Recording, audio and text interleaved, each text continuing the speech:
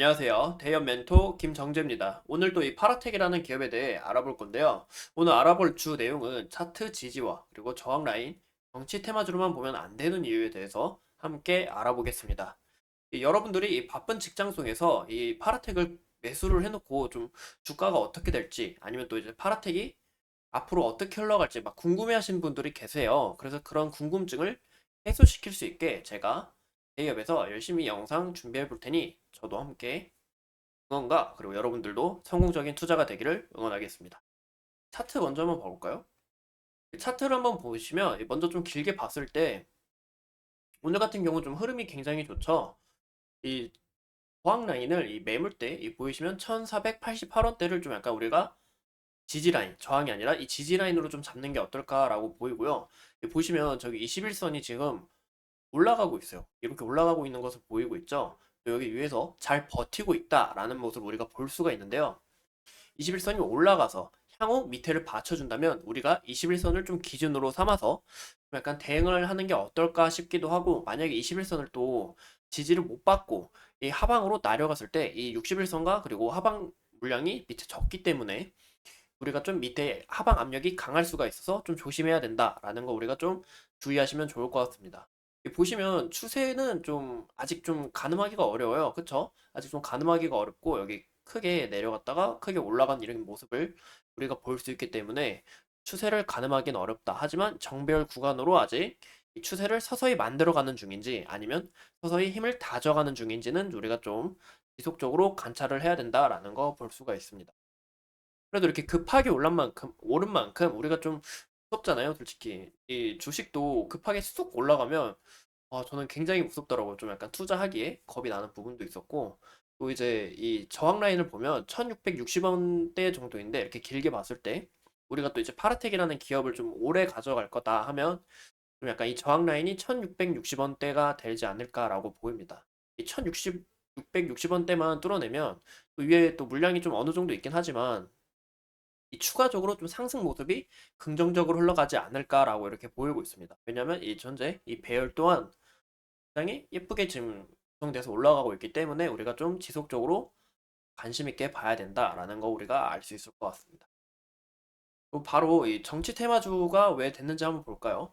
이 파라텍은 2022년도에도 남경필 전 국회의원과 연관이 되어서 이 정치 테마주로 엮인 적이 있습니다. 그래서 이번에도 이 정치 테마주에서 벗어나기 어려워 보이는 그런 부분이 아닐까 싶은데요. 왜냐하면 이 정치 테마주로 한번 엮인 만큼 이 지속적으로 정치 테마주로 좀 사용하기도 좋잖아요. 그쵸? 그래서 이번에도 이 한동훈 정치 테마주로 주목을 받고 있는데요. 그 이유가 바로 파라텍이 새로 선임한 이 사회이사 한열 변호사에 대한 이력을 보면 우리가 알 수 있습니다. 보시면 여기 현대고 졸업 보이시죠? 이 현대고 졸업과 함께 이 한동훈 전 법무부 장관님도 같이 졸업을 했고, 또 여기에 이정재 배우님도 함께 계시죠. 이러한 부분에서 좀 정치 테마주로 엮여서 좀 심리가 약간 좀 이렇게 가는 게 아닐까 싶습니다. 이 정치에 따라서 이 심리가 작용하는 게 아닐까 싶은데, 저는 이 파라텍을 과연 우리가 정치 테마주로만 봐야 될까 싶은데요. 그 이유가 뭐 정치 테마주로 이용된 만큼 뭐 정치 테마주로 사용하기에 충분한 매력은 있지만 좀 약간 다른 인맥 관련주와 비교를 해서 힘이 약한 부분도 있잖아요. 뭐 오늘 같은 경우는 어떤 게 올라갔죠? 바로 네, 맞아요. 이렇게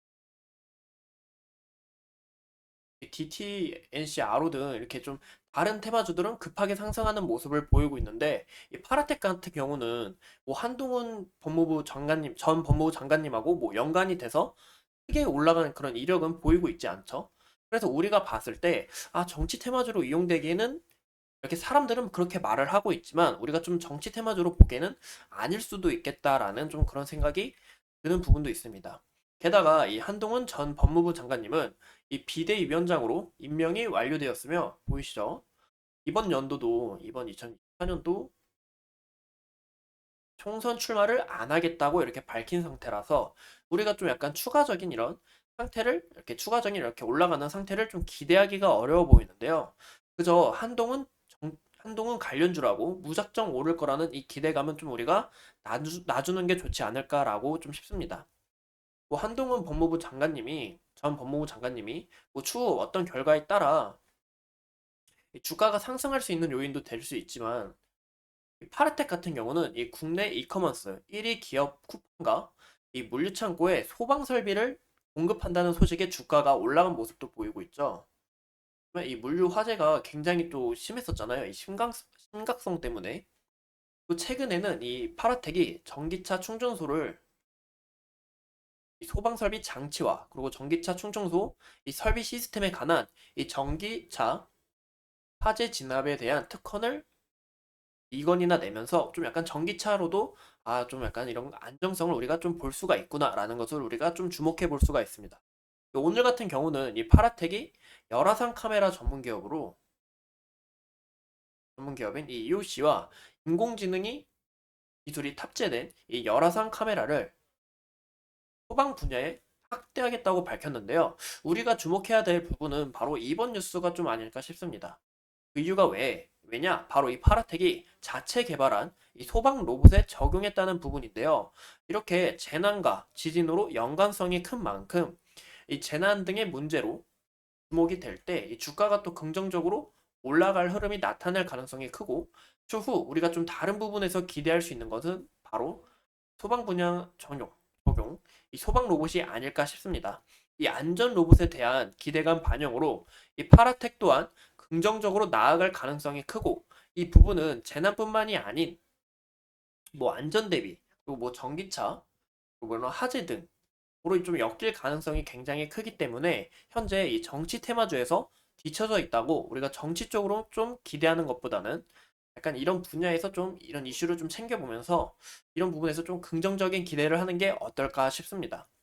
이상 이 파라텍에 대해 함께 알아본 여러분들의 멘토 김정지였습니다. 약간 오늘 지금까지의 정보들이 이 여러분들의 결정에 큰 도움이 되었기를 바라고요. 그리고 이제 파라텍에 대한 이슈가 또 나오면 제가 열심히 모아서 차곡차곡 정리해서 여러분들에게 정보를 전달드릴 테니 끝까지 한번 지켜봐 주시면 감사하겠습니다.